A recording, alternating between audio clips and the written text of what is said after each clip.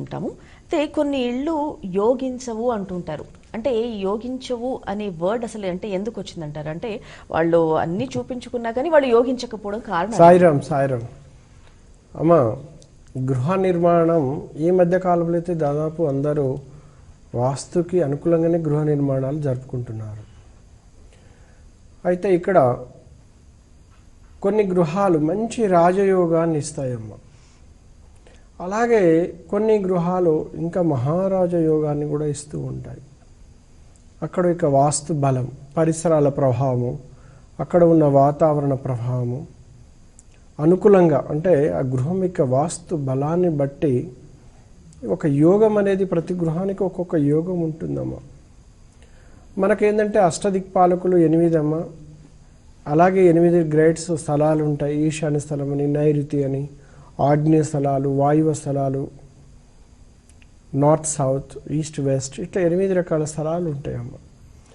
కానీ ఇక్కడ కొన్ని గృహాలు యోగించకపోవడానికి కారణాలు ఏంటిది? అసలు యోగించటం లేదని మనకి ఎట్లా తెలుస్తుందమ్మా? ఆ ఇంట్లో కలిసి రాకపోతేనే కదా ఇంట్లో వచ్చాము, కలిసి రావట్లేదు అని మనం అనుకుంటాము. అయితే ఇక్కడ మనం బలమైన రోడ్డు అమ్మ.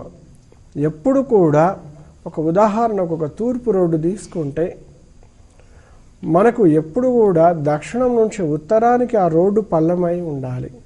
ఆ రోడ్డు కొంచెం ఎంత ముందు వరకు లాంగ్ డిస్టెన్స్లో వెళ్ళిపోతుంటే ఎన్ని కిలోమీటర్ల కొద్ది వెళ్తే అంత బలమైన స్థలం అని అంటామమ్మ.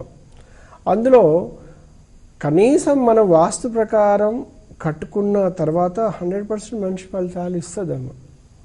కానీ యోగించకపోవడానికి కారణాలు ఏంటిది అని మనం ఆలోచన చూస్తే, కొన్ని ప్రతికూల వాతావరణంలో గృహ నిర్మాణం చేసుకున్నప్పుడు కలిసి రాదు.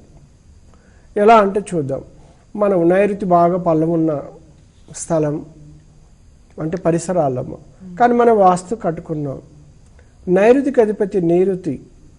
ఎప్పుడు నైరుతి భాగంలో శాస్త్రం ఏముంటుంది? కొండలు ఉండాలి, గుట్టలు ఉండాలి, బలమైన మేడలు ఉండాలి, నైరుతి బాగా ఎత్తు ఉండాలని శాస్త్రం చెప్తుంది.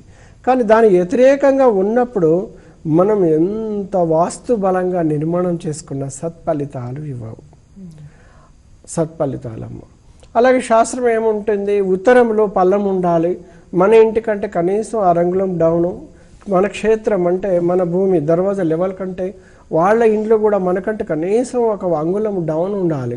అలా కాకుండా మనది నార్మల్ హౌస్ అనుకుందాం, ఒక డూప్లెక్స్ విల్లో 2 ఫ్లోర్లు వేసుకుంటాం. కానీ మనకు ఉత్తరంలో పెద్ద అపార్ట్మెంట్ కట్టేస్తారు, 5 అంతస్తులు కట్టేస్తారు. మనకంటే గ్రౌండ్ ఫ్లోర్ చాలా హైట్లో ఉంటుంది. మనం ఎంత వాస్తు ప్రకారం కట్టుకున్నా, ఎంత మంచి డబ్బు పెట్టి ఇంటీరియర్ చేసుకొని అందమైన ఫర్నిచర్ చేసుకున్నా కూడా అది యోగించదు, కలిసి రాకపోవడం, ఆర్థిక పరమైన కలిసి రావు. ఎందుకంటే ఉత్తరంలో మనకంటే బిల్డింగ్స్, కానీ కట్టుకోవడం అది సహజం. కానీ అక్కడి నుంచి మన కష్ట నష్టాలు అనేది మొదలవుతాయమ్మా. అంటే యోగించదు అనమాట. ఇక్కడ చూస్తే నైరుతిలో బలమైన ఇండ్లు లేకపోవడం కూడా యోగించదు.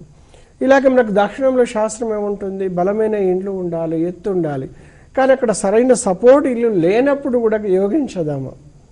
అలాగే నూతనంగా అంటే కొత్తగా వెంచర్ అయింది, మొదటే మనం ఇల్లు కట్టుకున్నాం, అక్కడ ఇండ్లు ఇంకా తయారవ్వడానికి అంటే కొన్ని నిర్మాణాలు జరగడానికి 2-3 సంవత్సరాలు ఉందనుకోండి, మనం మొదటే కడతామమ్మా. అక్కడ పంచభూతాలని కానీ, అష్టదిక్పాలకులను కానీ, గ్రహ బాధలు కానీ, భూత ప్రేత పిచాచ బాధలు కానీ అన్నీ మనమే అనుభవించాలి. ఇప్పుడు మొదటి ఇల్లు కట్టే వాళ్ళకి అన్ని సౌకర్యాలు, అన్ని పర్మిషన్స్ మనం కొంచెం ఎక్కువ కష్టపడాల్సి వస్తుంది.